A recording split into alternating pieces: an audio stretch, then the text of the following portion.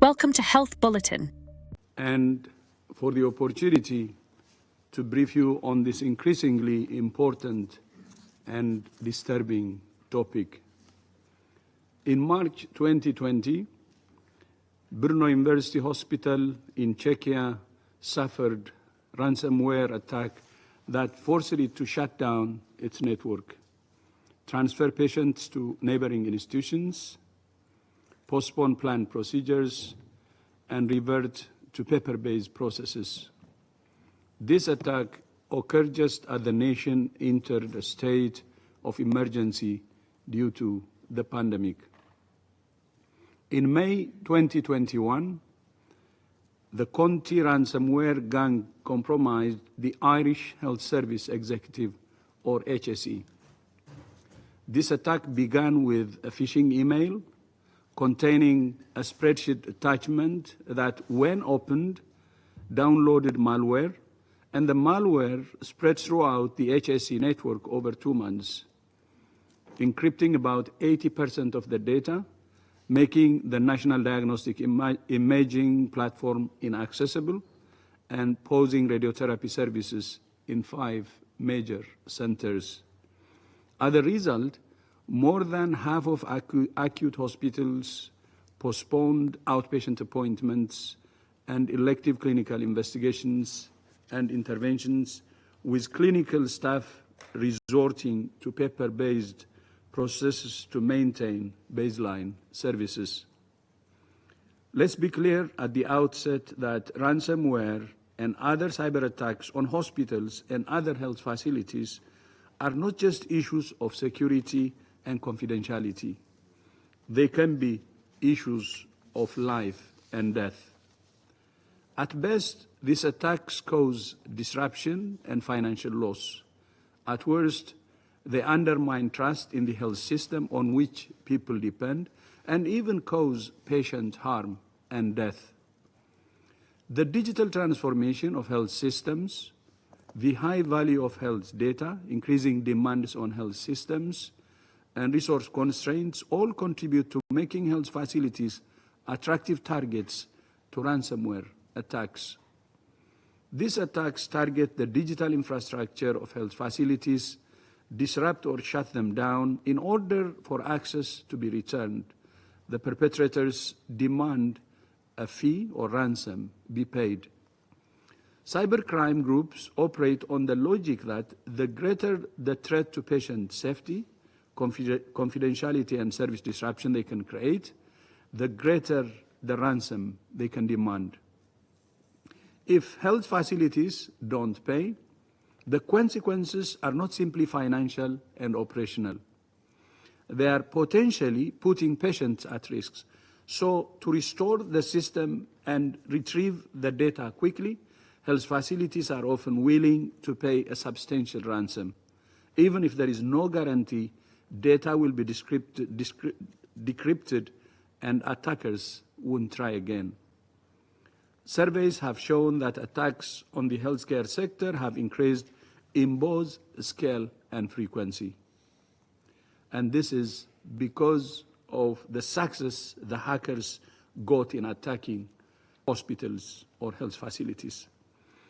In a global survey in 2021, over a third of respondents reported at least one ransomware attack in the preceding year, and 1/3 of those reported paying a ransom. However, even when ransoms were paid, 31% of respondents did not regain access to their encrypted data. Although the main focus of ransomware attacks has been on hospitals and other health service providers, the broader biomedical supply chain was also targeted during the pandemic. Security researchers identified vulnerabilities in at least 17 biomedical companies involved in manufacturing COVID-19 vaccines and developing therapeutics. Further attacks were reported against clinical trial software vendors, laboratories, and pharmaceutical companies. The report of the UN Open-Ended Working Group makes many recommendations on measures member states can take to strengthen cybersecurity. through rules, norms, and principles of responsible state behavior, international law, confidence-building measures, capacity building, and institutional dialogue. WHO and our partners are working on many of these recommendations as they apply to health. In December last year, WHO convened experts in Geneva to develop strategies and approaches to addressing cybersecurity threats, especially in resource-constrained settings. They identified several key challenges. These include a failure to communicate the threat of ransomware and the value of investing in cybersecurity clearly to decision makers, the lack of clear governance framework for cybersecurity, the complex infrastructure that's challenging to make more secure, a significant gap between the global demand and supply of cybersecurity skills and experts, and more. To close these gaps, WHO and other UN agencies are actively supporting member states with technical assistance, norms, standards, and guidance to enhance the resilience of health infrastructure against cybercrime, including ransomware.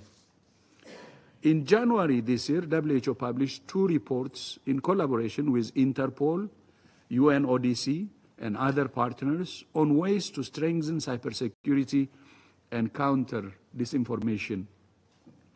WHO is also developing guidance on implementing and investing in cybersecurity and privacy protection of digital health interventions to be published next year. Cybersecurity is a whole of government responsibility, but health sector authorities, funders, and product owners remain accountable for the security of information systems used for health. There are many measures member states can take to enhance their cyber maturity or their level of readiness for cyber attacks.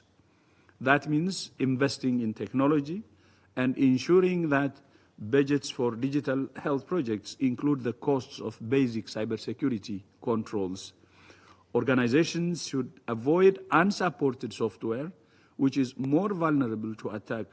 In particular, investing in systems to identify attacks early is essential, as most attacks are only discovered months after they occur, and the damage is done.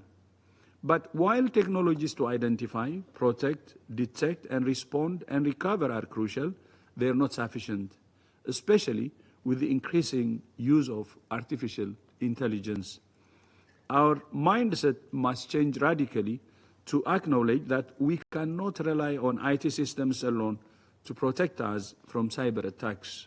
So enhancing cyber maturity also means investing in people. It's humans who perpetrate ransom attacks, and it's humans who can stop them. Training staff to identify and respond to cyber attacks and rehearsing incident response plans is critical. Humans are both the weakest and strongest links in cybersecurity. This is not something that any nation can do alone. Just as viruses don't respect borders, nor do cyber attacks. International cooperation is therefore essential. Many of the measures you take to address other threats are just as relevant here. Collaborating on joint investigations and law enforcement, sharing intelligence, or creating regional networks. WHO hosted 2 new global platforms for international dialogue, the Global Initiative on Digital Health and the Global Initiative on AI for Health, a tripartite platform with ITU and WIPO. My thanks again to the Security Council for drawing attention to this very important issue. As you know, your mandate under the UN Charter is to maintain international peace and security. Cybercrime, including ransomware, pose a serious threat to international security. Just as you have used your mandate to adapt resolutions and decisions on matters of physical security, so we ask you to consider using that same mandate to strengthen global cybersecurity and accountability. WHO is committed to supporting all member states to maximize the power of digital technologies for health and to minimize their risks. I thank you, and Mr. President, back to you.